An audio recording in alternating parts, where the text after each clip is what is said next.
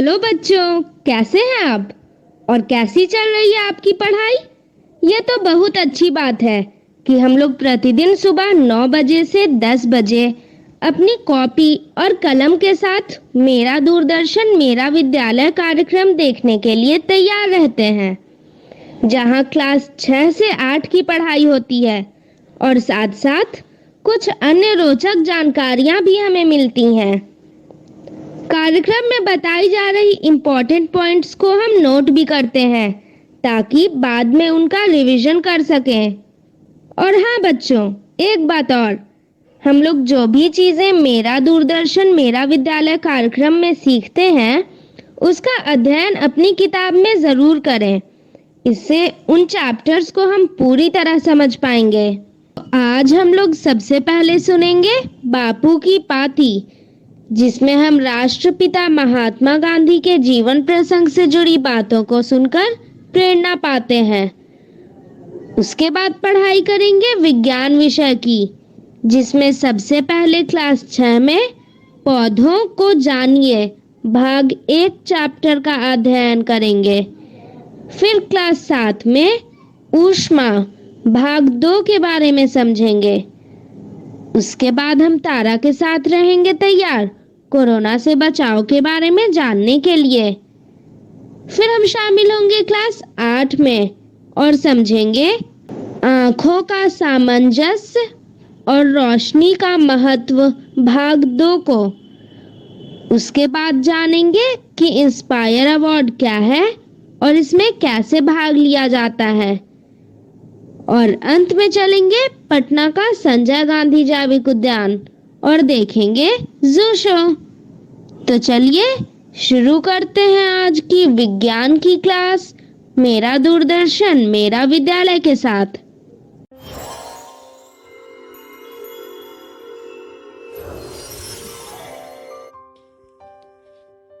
बापू की कहानी, जिसमें हम बात करेंगे महात्मा गांधी के जीवन के बारे में। पिछली बार हमने ये जाना कि पिता की मृत्यु के बाद गांधी परिवार की हालत डगमगा गई। पिता के मित्र ने यह सलाह दी कि बापू को पढ़ने के लिए विलायत भेज दिया जाए और बापू ने विलायत जाने के लिए उनकी सलाह मान ली। माँ की चिंता दूर करने के लिए मोहन ने कसम खाई कि वो विदेश में शराब और मांस को हाथ नहीं लगाएंगे और ना ही कोई गलत काम करेंगे। मोहन ने अपनी पत्नी और नवजात बेटे से विदा ली और मुंबई की तरफ निकल गए। अब तक मोड़ बनिया जाति से कोई भी विदेश नहीं गया था। मुंबई में जाति पंचायत बैठी, जिसमें मोहन से कहा गया कि वो विदेश ना जाएं, क्योंकि उनके अनुसार विदेश में धर्म की रक्षा हो ही नहीं सकती और अगर मोहन गए इसका मतलब वो आज से जात से बाहर माने जाएंगे और कोई भी उनकी मदद नहीं करेगा। मोहन के बड़े भाई ने जाति पंचायत पर ध्यान नहीं दिया और उनके विदेश जाने के लिए धन का इंतजाम कर दिया। 4 सितंबर 1887 को मोहन पानी के जहाज से इंग्लैंड रवाना हो गए। एक अनुभवी वकील ने मोहन को अपने कमरे में रख लिया था। बाकी सभी यात्री यूरोपीय थे।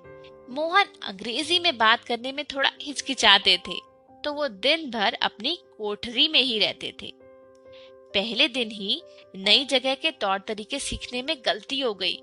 मोहनदास सफेद कपड़े पहने अकेले व्यक्ति थे। कुछ हिंदुस्तानी लोग मोहनदास की मदद के लिए आगे आए। इनमें मुख्य थे एक डॉक्टर प्राण जीवन मेहता। आगे चल के वे गांधी जी के प्रिय मित्र और समर्थक भी बन गए। शुरू के महीनों में तो मोहनदास बहुत दुखी थे। घोर असुविधा थी, सब कुछ पराया था।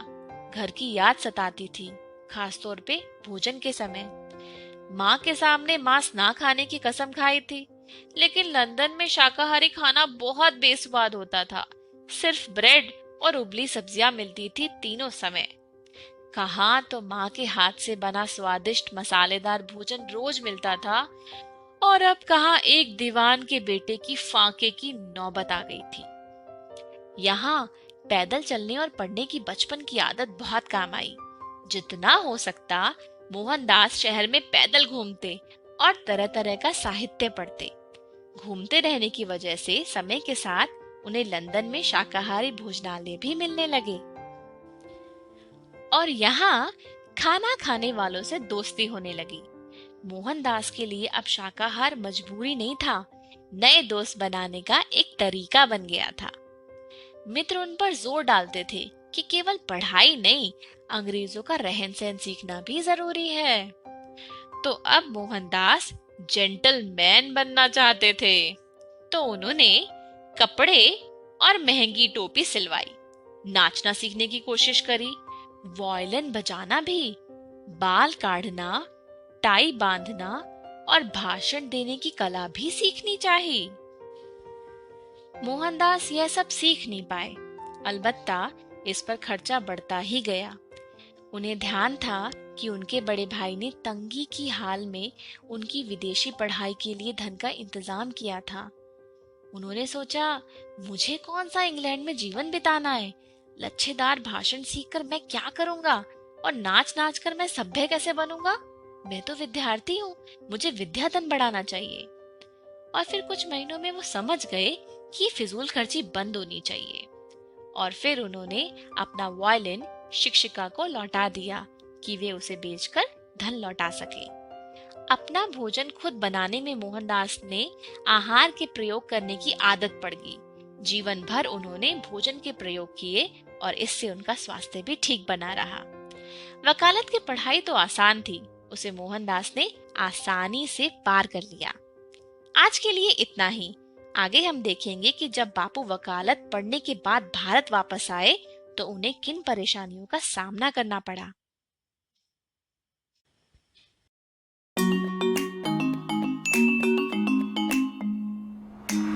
पिकनिक पर आए लोग अलग अलग तरह के खेल खेल रहे थे। कुछ बच्चे गाने गा रहे थे, कुछ पकड़म पकड़ाई खेल रहे थे और कुछ चादर बिछाकर बातचीत कर रहे थे। पुष्पा और पंकज गेंद से पास पास खेल रहे थे। खेलते खेलते पुष्पा के हाथ से गेंद फिसलकर पास ही गुलाब के फूल पर जा लगी। अरे पुष्पा, गुलाब का पौधा कहीं टूट तो नहीं गया? देखते हैं पंकज। नहीं नहीं, पौधा सही सलामत है। पंकज ये देखो, यहाँ गुलाब के अलावा और भी छोटे छोटे फूल के पौधे हैं। ये शाख और झाड़ी प्रकार के पौधों के अच्छे उदाहरण हैं। तभी पिताजी पास आते हैं। अरे वाह पुष्पा, तुम्हें पता है कि गुलाब का पौधा एक झाड़ी है? यह मुझे भी पता है पिताजी। हमें कल की कक्षा में पढ़ाया गया है कि पौधे 4 प्रकार के होते हैं। अच्छा बताओ कौन से? शाख, झाड़ी, वृक्ष एवं लताएं भी 2 प्रकार की होती हैं। विसर्पी लताएं और आरोही लताएं। पिताजी, ये मुझे बताना था। अच्छा पंकज, एक काम करते हैं, पौधों के कुछ प्रकार तुम समझाओ और कुछ मैं समझाती हूँ। ऐसे हम दोनों को पूरी तरह समझ भी आ जाएगा और याद भी रहेगा। ठीक है, मैं शाख से शुरू करता हूँ। देखो, ये जो छोटे पौधे हैं ना, जिनका तना नाजुक होता है, इन्हें शाख कहते हैं। धनिया, पुदीना, मूली, गाजर, शलगम, गेहूं, चावल, सरसों आदि शाखों के अन्य उदाहरण हैं। बहुत अच्छे। मैं एक मजे की बात बताता हूँ। ज्यादातर शाख पौधे छोटे होते हैं, लेकिन केले का पौधा भी एक शाख है और वह काफी बड़ा होता है। अरे वाह, मुझे नहीं पता था कि केले का पौधा भी शाखों में गिना जाता है। अच्छा, अब मैं बताती हूँ झाड़ियों के बारे में। ये पौधे छोटे एवं मध्यम आकार के होते हैं और इनके तने कठोर किंतु पतले होते हैं। इनकी शाखाएं भी जमीन के पास से ही निकलना शुरू कर देती हैं। नींबू, तुलसी, गुलाब और अनार झाड़ियों के कुछ उदाहरण हैं। पौधों का अगला प्रकार है पेड़। इनके तने बेहद कठोर तथा मोटे होते हैं और शाखाएं जमीन से काफी ऊपर उठी होती हैं। आम, खजूर, नारियल आदि पेड़ों के कुछ उदाहरण हैं। बच्चों, क्या तुम जानते हो कि दुनिया का सबसे ऊंचा पेड़ रेडवुड है, जो कि 100 मीटर से भी ज्यादा ऊंचा हो सकता है, यानी लगभग 300 मंजिला इमारत से भी ऊंचा।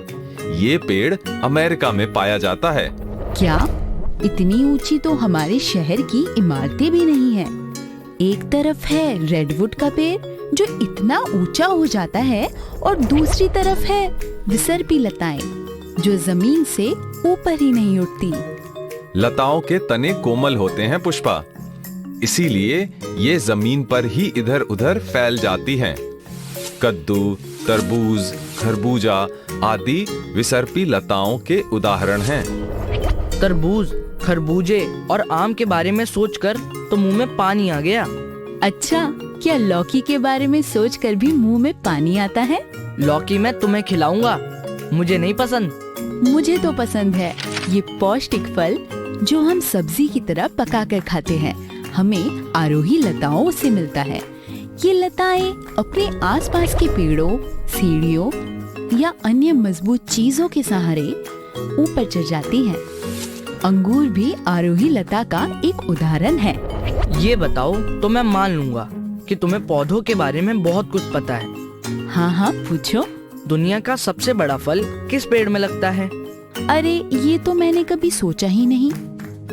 लताओं के बारे में बात हो रही है तो तरबूज ही होगा। तरबूज? क्या आपको पता है? सही कहा। कटहल का फल सभी फलों से बड़ा होता है और कटहल के पेड़ पे लगता है। पता है, कटहल का एक फल 50 किलो तक का भी हो सकता है। पुष्पा, जो लोग ये वीडियो देख रहे हैं उन्हें तुमसे ज्यादा पता है।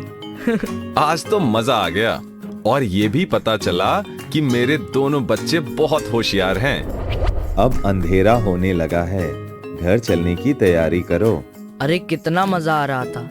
कोई बात नहीं, कल शाम सुंदर अंकल के बागीचे में चलते हैं। हाँ पुष्पा, पक्का चलेंगे, क्योंकि अभी तो हमें पौधों के तनों, फूलों और उनकी जड़ों आदि पर भी चर्चा करनी है। चलो बच्चों, देर हो रही है। हाँ पिताजी, चलते हैं।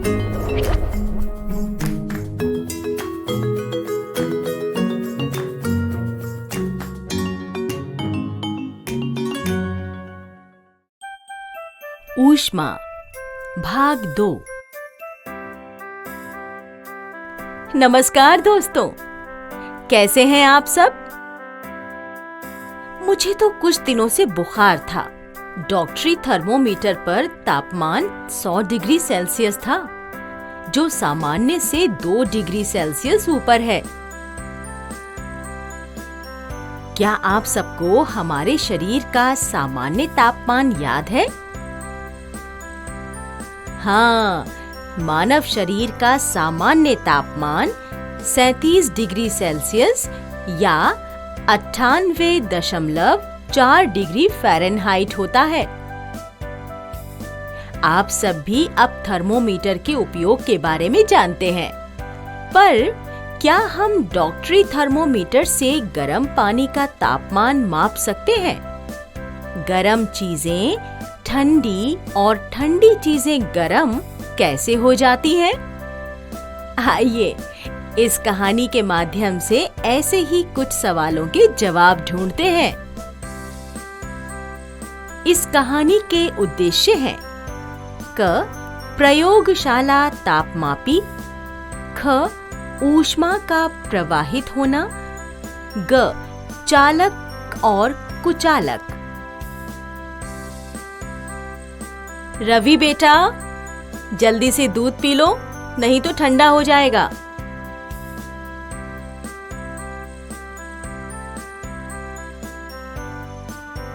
माँ, यह तो अभी भी बहुत गर्म है, इसे जल्दी से ठंडा कर दो।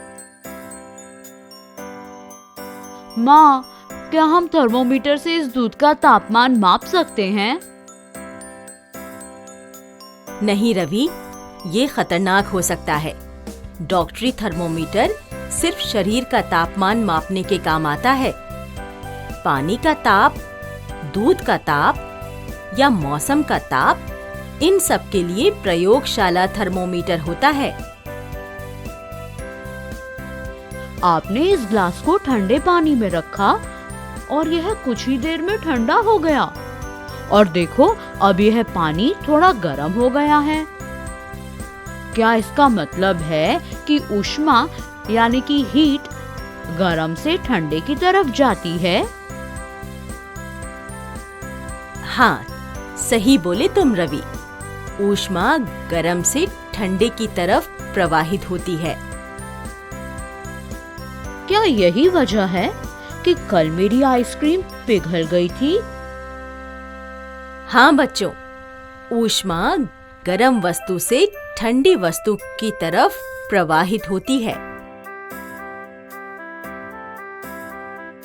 रवि, ये लो तुम्हारी विज्ञान की किताब। कल टीचर जी से बहुत सारे सवालों के जवाब पूछने पड़ेंगे। क्यों? क्या हुआ? क्या समझ नहीं आया तुम्हें? मेरे ऊष्मा के अध्याय में कई सवाल हैं। रवि बेटा, जरा सब्जी में करछी तो घुमा दो।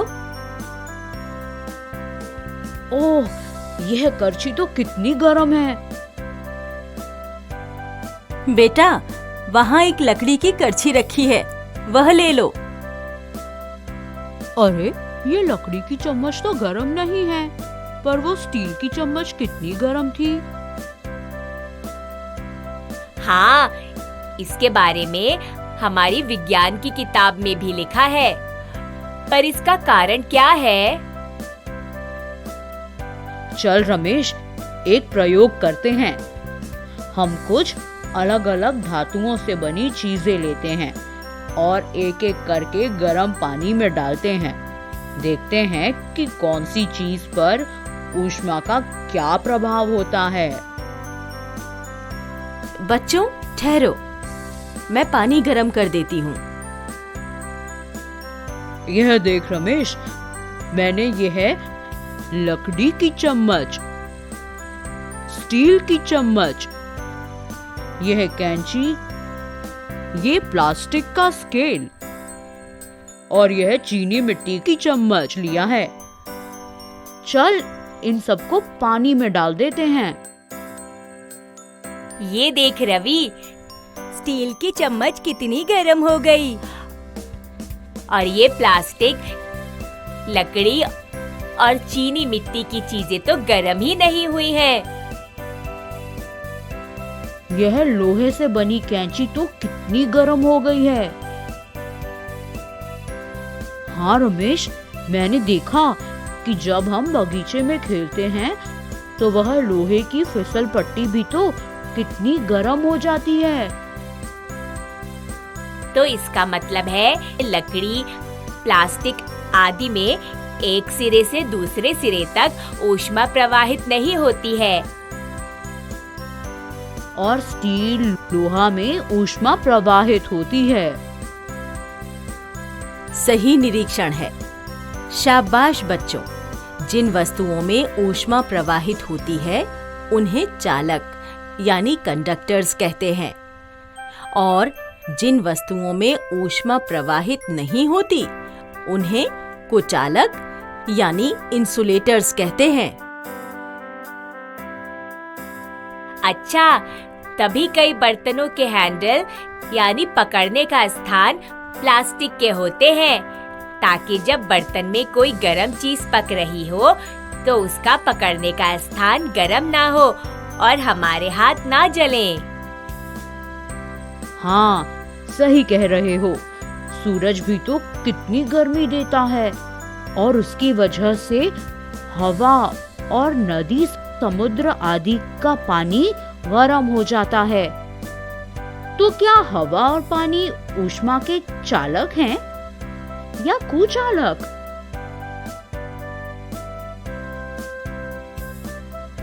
दोस्तों, आपने सीखा कि ऊष्मा गर्म से ठंडी जगह की ओर प्रवाहित होती है। जिन वस्तुओं से ऊष्मा प्रवाहित होती है उन्हें चालक कहते हैं, जैसे लोहा, और जिन वस्तुओं से ऊष्मा प्रवाहित नहीं होती उन्हें कुचालक कहते हैं। पर रवि के प्रश्न का उत्तर क्या हो सकता है कि हवा और पानी से ऊष्मा प्रवाहित होती है या नहीं? चलिए, इस प्रश्न का उत्तर हम अगले वीडियो में ढूंढेंगे। जल्द मिलते हैं।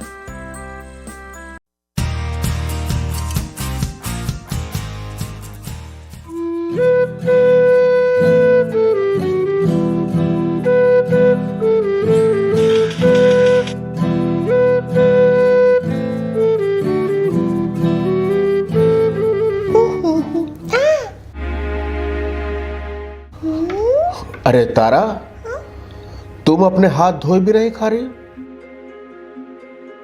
तुमने कितनी सारी गंदी चीजें छुई हैं, और गंदे हाथों से क्या होता है मैंने बताया था ना। हाँ, मैं तो भूल ही गई थी। सॉरी अब्बा। हाँ दोस्तों, कोरोना और दूसरे वायरस और कीटाणु हमारे शरीर में गंदे हाथों से आ सकते हैं। इससे बचने के लिए अपने हाथ बार बार धोने चाहिए।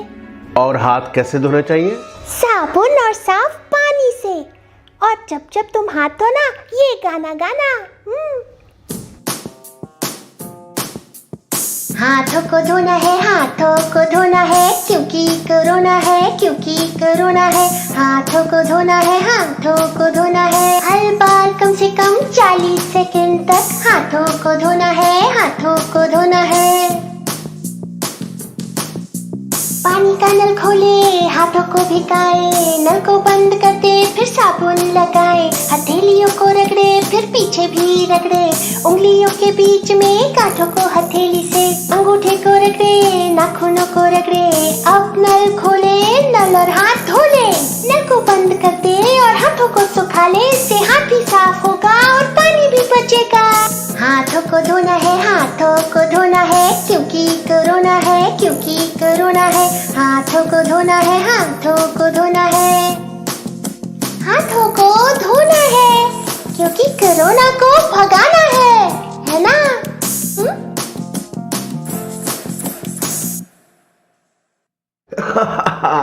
बहुत अच्छा गाना था तारा, बहुत अच्छा। थैंक यू अब्बा। अब बताओ, कब कब हाथ धोना है तारा? मुझे याद है अब्बा। ओके। हाथों में खांसने या छींकने के बाद, घर या बाहर की कोई गंदी चीज या सतह छूने के बाद, किसी को छूने से पहले और छूने के बाद, चेहरा, नाक, आँख छूने से पहले और बाद में, खाना खाने से पहले, टॉयलेट जाने के बाद, खेल कर आने के बाद, किसी बीमार व्यक्ति को छूने के बाद, बाहर से आने के बाद, और बच्चे की पॉटी साफ करने के बाद। अरे वाह तारा, तुम्हें तो पूरा याद है। अच्छा, हाथ धोने के साथ साथ कोरोना से बचने के लिए और क्या करना है वो भी याद है ना? हाँ अब्बा, सबसे 1 मीटर की दूरी बनाकर रखना है और घर पर ही रहना है। अब मेरे साफ खुशबूदार हाथों से आप सबको नमस्ते। नमस्ते।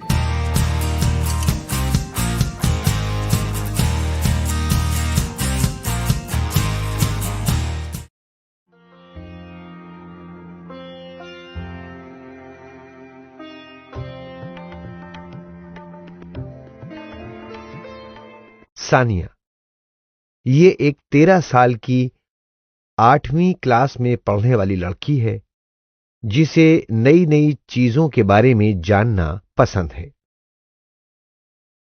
मम्मी जी, सानिया की मम्मी, जिनकी उम्र लगभग 40 साल है, जो कि शहर में रहती हैं, वो सानिया को नई चीजें खोजने, जानने में मदद करती हैं।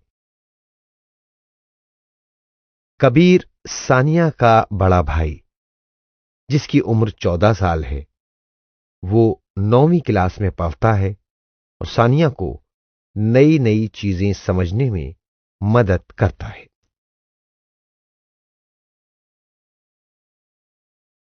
अब तक हमने जाना कि प्रकाश की मदद से हम चीजें देख पाते हैं। दुनिया में 2 तरह की वस्तुएं हैं, अप्रदीप्त और प्रदीप्त वस्तु। अप्रदीप्त वस्तुओं को चमकने के लिए प्रकाश के अन्य स्रोतों की आवश्यकता होती है। उदाहरण के लिए चांद, जबकि प्रदीप्त वस्तुओं का अपना प्रकाश होता है, जैसे मोमबत्ती, सूरज आदि। परावर्तित प्रकाश को हम इस दुनिया में सबसे ज्यादा देखते हैं। प्रकाश किरण जो किसी भी सतह से टकराती है, आपतित किरण कहलाती है। प्रतिबिंब के बाद सतह से वापस आने वाली किरण को परावर्तित किरण कहते हैं। आपतन कोण हमेशा परावर्तन कोण के बराबर होता है। ये प्रतिबिंब के नियमों में से एक है। आपतित किरण आपतन बिंदु पर अभिलंब और परावर्तित किरण ये सभी एक तल में होते हैं। जब सभी समांतर किरणें किसी खुरदुरे या अनियमित सतह से परावर्तित होने के बाद समांतर नहीं होती तो ऐसे परावर्तन को विसरित परावर्तन कहते हैं। दर्पण जैसी चमकदार सतह से परावर्तन को नियमित प्रतिबिंब कहा जाता है। दो शीशों को आमने सामने रखकर परावर्तित किरण को परावर्तित किया जा सकता है।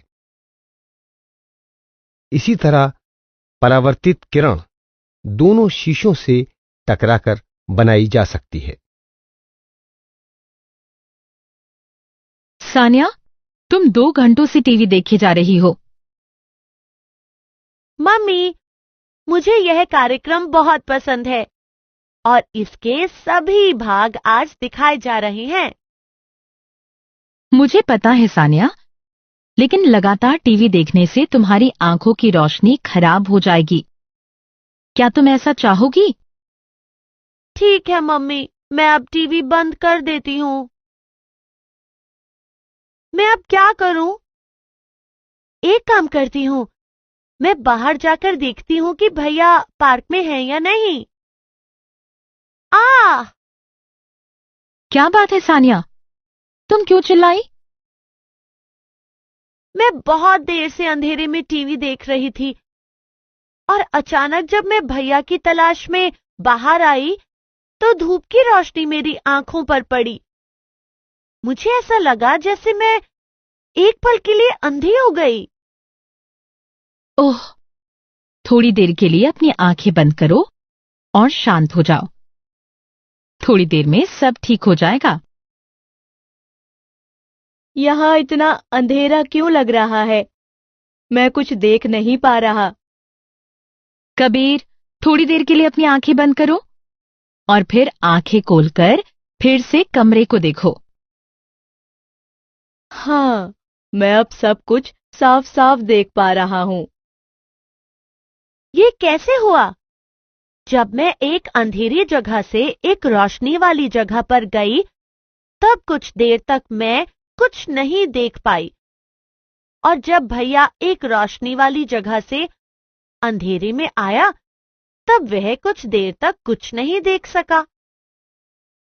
मुझे पता है कि क्या हुआ था। अंदर और बाहर की रोशनी में अंतर है, जिस कारण आंखें तेज रोशनी से धीमी रोशनी पर जाने पर खुद को उसके अनुरूप ढालने में समय लगाती है। उस ही समय में हमें आंखों के आगे अंधेरा सा लगता है और ऐसा ही इसके उलट परिस्थिति में भी होता है, क्योंकि कमरे में बाहर की तुलना से कम रोशनी होती है। इसीलिए हमारी आंखों को बदलते परिवेश में जल्दी से समायोजित होने में कठिनाई होती है। बिल्कुल सही कहा कबीर। हमें रोशनी और आंखों के बारे में और भी जानकारियां पता लगानी है ना सानिया? हाँ भैया, आइए ढूंढते हैं। ये देखिए भैया, किताब में लिखा है कि परितारिका नाम की मांसपेशी हमारे आंखों में पहुंचने वाली रोशनी की मात्रा को नियंत्रित करती है। हाँ, यह सही है। यहाँ देखो कि ये कैसे ऊपर और पास से दिखता है जब परितारिका आंखों में रोशनी जाने देती है। दोस्तों, क्या आप बता सकते हैं कि परितारिका आंखों में कब ज्यादा रोशनी जाने देती है और कब कम जाने देती है? आप सोचने के लिए 2 मिनट का समय ले सकते हैं। इसके लिए आप एक प्रयोग कर सकते हैं। एक अंधेरे कमरे में थोड़ी देर बैठें और फिर धूप में बाहर निकलें। अपने दोस्त से यह देखने के लिए कहें कि प्रत्येक स्थिति में आपकी परितारिका कितनी खुली है। भैया, तुमने देखा होगा कि कितने फोटोग्राफर बड़े बड़े लेंस लगाते हैं अपने कैमरे पर, जो कि बहुत महंगे होते हैं। हाँ, इसीलिए हमारी आंखों को अच्छी देखभाल की जरूरत है, वरना हमारी आंखों का इलाज होना बहुत मुश्किल और महंगा है। और कई बार जब हमारी आंखों की रोशनी चली जाती है तो उसे दोबारा पाना बहुत मुश्किल है। मैं अब से टेलीविजन देखते समय सावधान रहूंगी और ज्यादा देर तक टेलीविजन नहीं देखूंगी। दोस्तों, क्या आप मुझे सही दृष्टि के लिए माप बता सकते हैं? हाँ, आप सही हैं। यह 20 बाय 20 है। यदि आप एक नेत्र परीक्षण केंद्र में जाते हैं तो आप देखेंगे कि नेत्र रोग विशेषज्ञ आपकी आंख की जांच करेंगे और फिर आपकी दृष्टि को एक संख्या देंगे जो आपकी दृष्टि के आधार पर होगी। यदि आप अब तक किसी नेत्र रोग विशेषज्ञ के पास नहीं गए हैं तो आपको निश्चित रूप से वहां जाना चाहिए। सानिया, क्या तुम जानती हो कि आंखों के भी कई रोग होते हैं जो किसी को भी हो सकते हैं? उनमें से एक मोतियाबिंद है। इसमें आंख का लेंस धुंधला हो जाता है। भैया, क्या मोतियाबिंद का इलाज मुमकिन है? पहले के जमाने में इसका इलाज मुश्किल था, लेकिन शुक्र है कि आज के समय में इसका इलाज मुमकिन है। इसके इलाज में अपारदर्शी लेंस को हटा दिया जाता है और एक नया कृत्रिम लेंस डाल दिया जाता है। मुझे याद है कि हमारे पड़ोसी को भी यही मोतियाबिंद की परेशानी थी। भैया, क्या आप जानते हैं, हमारे शिक्षक कह रहे थे कि यदि हम सब्जियां, फल, विटामिन ए से भरपूर भोजन जैसे पालक, उचित आहार जैसे गाजर खाते हैं, तभी हमारी आंखों की रोशनी बेहतर बनी रहती है। सीधी धूप भी हमारी आंखों के लिए खराब है। हाँ, इसके अलावा हमारे स्कूल में योग शिक्षक ने कुछ अच्छे नेत्र व्यायाम भी सिखाए हैं।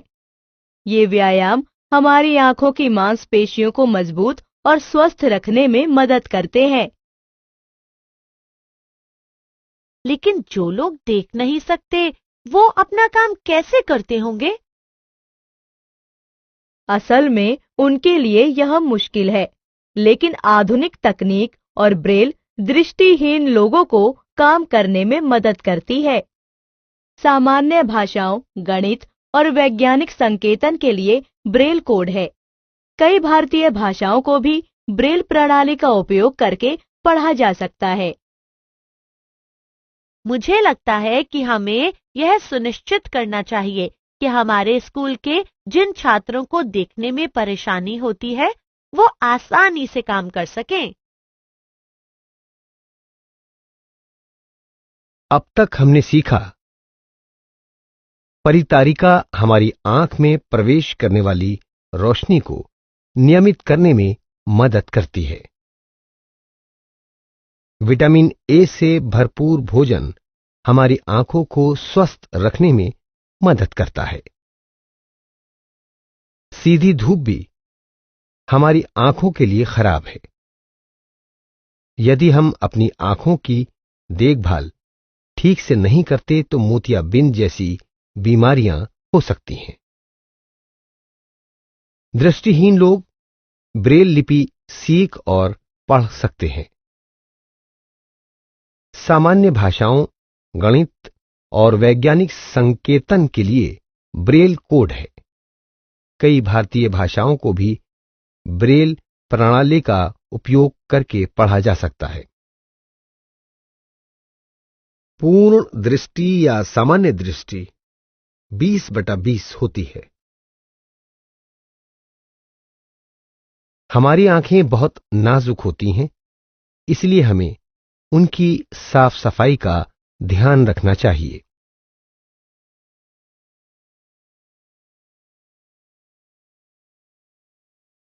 तो बच्चों, जैसा कि मैंने पहले ही बताया था कि आज हम लोग शुरू करेंगे जू शो।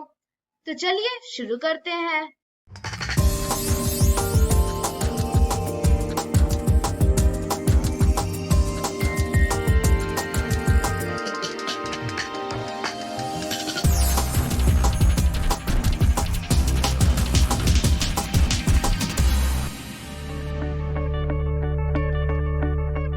संजय गांधी जैविक उद्यान जू आउटरीच प्रोग्राम में आज हम जिस पक्षी के बारे में बात करेंगे वो हिमालयन ग्रिफिन है, जिसे लोग बड़ा गिद्ध भी कहते हैं।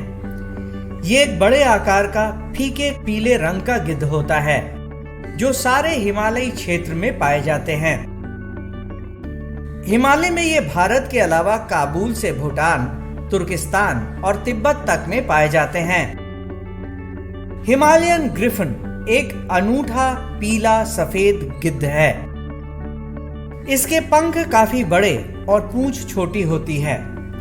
इसका ज्यादातर शरीर हल्के पीले सफेद रंग का होता है।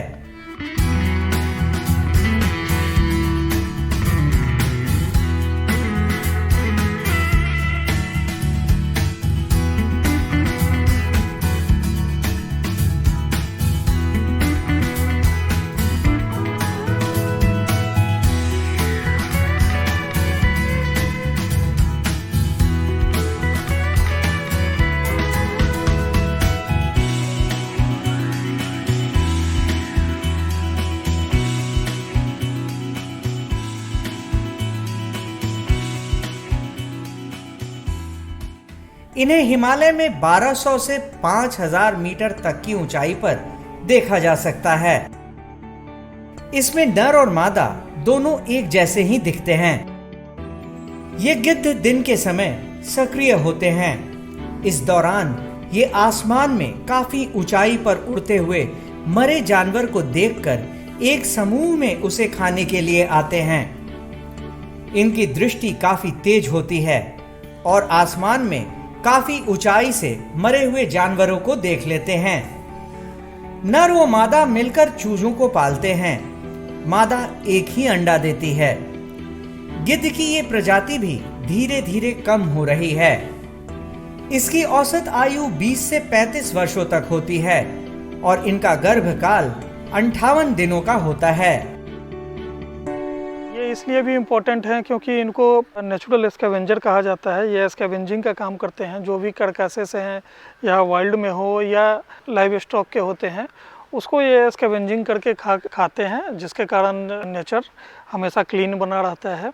काफ़ी बड़े होते हैं, लगभग इनका जो हाइट होता है वो 3.5 फीट तक पहुंच जाता है।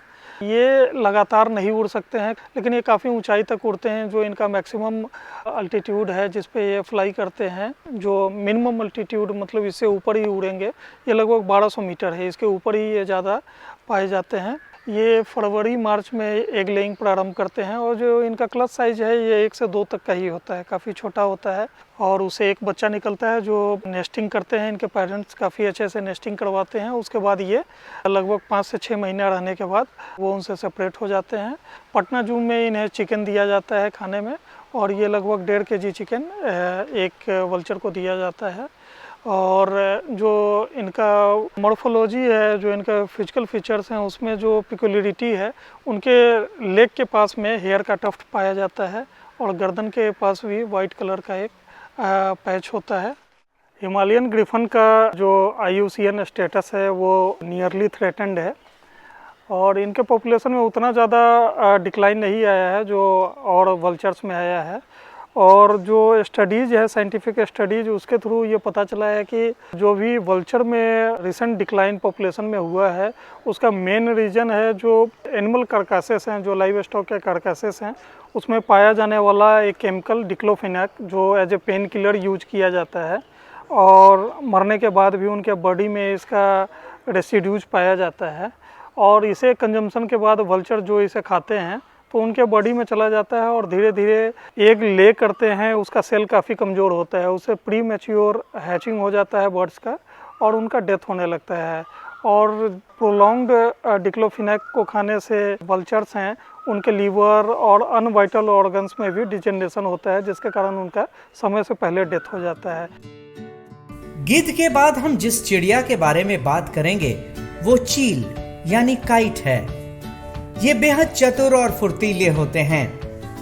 इनके शरीर के ऊपरी हिस्से का रंग भूरा और आंख के पीछे एक काला धब्बा और बाहर का पंख हल्के काले रंग का होता है।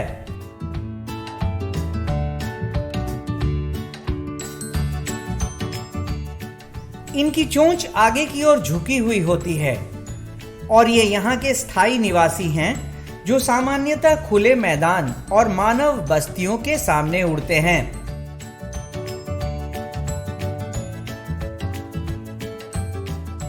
ये शिकारी पक्षी होते हैं जो ऊपर से ही अपने भोजन की तलाश करते हैं और जब इन्हें अपना भोजन दिख जाता है तो बहुत तेजी से उस पर झपट्टा मारकर लेकर उड़ जाते हैं।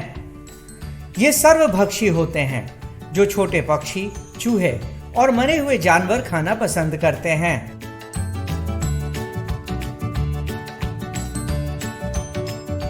ये आसमान में काफी ऊंचाई पर उड़ते हैं। इनका वजन 700 से 900 ग्राम तक होता है। ये 2 साल के बाद प्रजनन योग्य हो जाते हैं और मादा चील 30 दिन के बाद एक बार में 1 से 30 अंडे देती है। संजय गांधी जैविक उद्यान में चील और ब्लैक काइट जो हैं ये काफ़ी अच्छे तरीके से रह रहे हैं। यहाँ पे इनके रख रखाव के लिए प्राकृतिक वास का आभास दिया गया है और उसी ये वातावरण में रहते हैं। चील जो हैं इनकी आवाज़ एक बहुत ही कॉमन आवाज़ है, ची ची करने की आवाज़ आती है। इसकी आवाज़ ही एक विशिष्टता है कि पहचान हो जाता है कि आसपास में चील है, जिसे हम लोग ब्लैक काइट भी कहते हैं। पूरे भारत में पाए जाते हैं, 2300 मीटर के नीचे पाए जाते हैं। ये हिमालयन रीजन में भी पाए जाते हैं। भारत के सभी वनों में ये पाए जाते हैं। ये मुख्य रूप से एक रैप्टर शिकारी पक्षी हैं जो मूलतः जो जंगलों में जो बड़े जानवरों के द्वारा शिकार किए जाते हैं उसका जो बचे हुए मांस होते हैं उसका भक्षण करते हैं। छोटे छोटे छिपकली, चूहे इत्यादि का, इंसेक्ट का भी ये खाना खाते हैं। संजय गांधी जैविक उद्यान में हम लोग इनके आहार के रूप में मांस देते हैं, चिकन देते हैं इनको। इनके जो चोंच होते हैं हल्के पीले होते हैं और पैर भी इनके हल्के पीले रंग के होते हैं। संजय गांधी जैविक उद्यान में जो चील के केज का रख रखाव किया जाता है, इनके बैठने के लिए जो एक व्यवस्था की जाती है, काफ़ी एक प्राकृतिक रूप से इनको बैठने की व्यवस्था की गई है। इनके केज में पौधे वगैरह लगे हुए हैं, छाया भी दिया गया है, पानी की व्यवस्था की जाती है, साफ सफाई रख रखाव बहुत अच्छे तरीके से किया जाता है। संजय गांधी जैविक उद्यान में हिमालयन ग्रिफिन और चील दोनों को बेहद पसंद किया जाता है और यहाँ आने वाले हर दर्शक इनके इंक्लोजर के पास इन्हें देखने आते हैं। आज के लिए बस इतना ही। कल फिर मिलेंगे पटना जू शो में एक नए एनक्लोजर के पास एक नए जानवर के साथ। तब तक के लिए नमस्कार।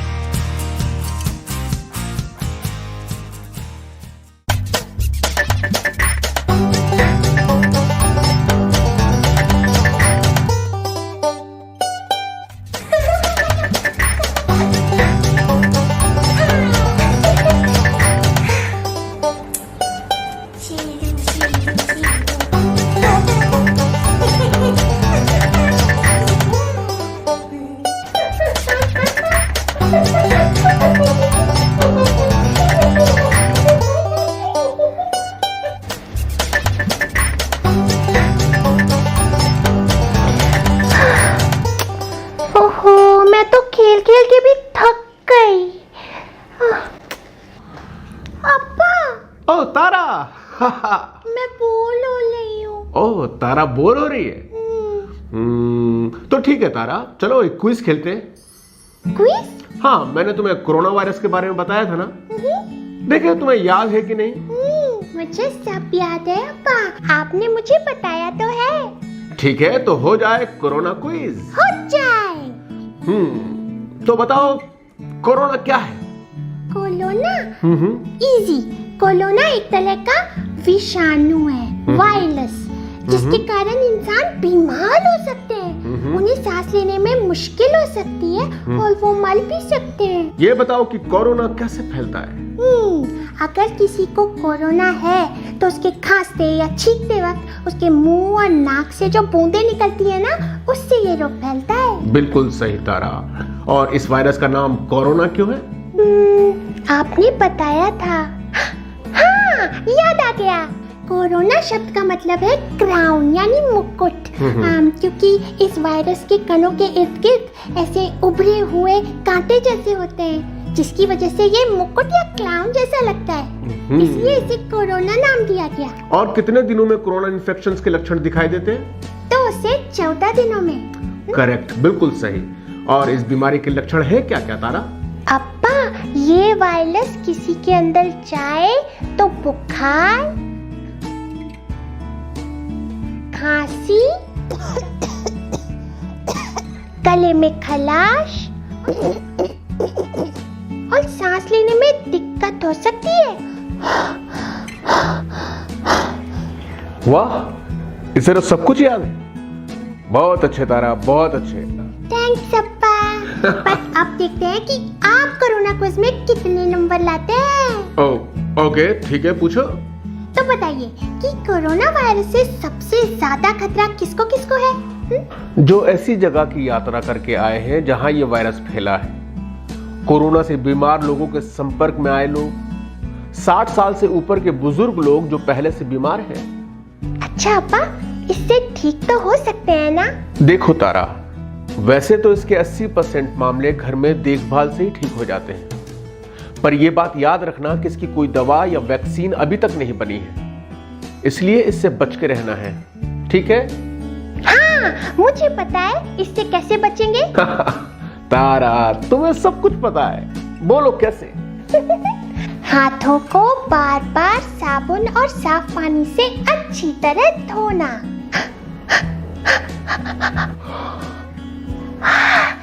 तारा, अभी मुंह, नाक और आंखें छूने से हमें बचना चाहिए। ये लो। थैंक यू अप्पा। कोरोना से बचने के लिए खांसते छींकते समय रुमाल, टिश्यू या कोहनी से मुंह को ढको तारा, ठीक है?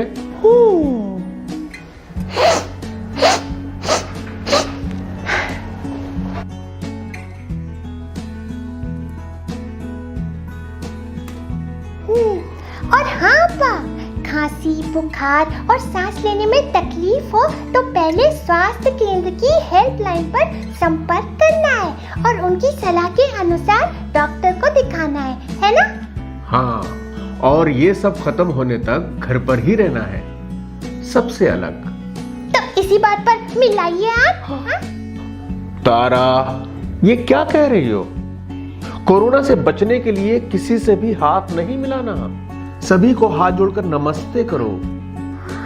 नमस्ते, ऐसे सभी को हाथ जोड़कर नमस्ते करो और 1 मीटर की दूरी से बात करनी है, ठीक है? बताओ इसको क्या कहते हैं? हाँ पा, इसे कहते हैं सोशल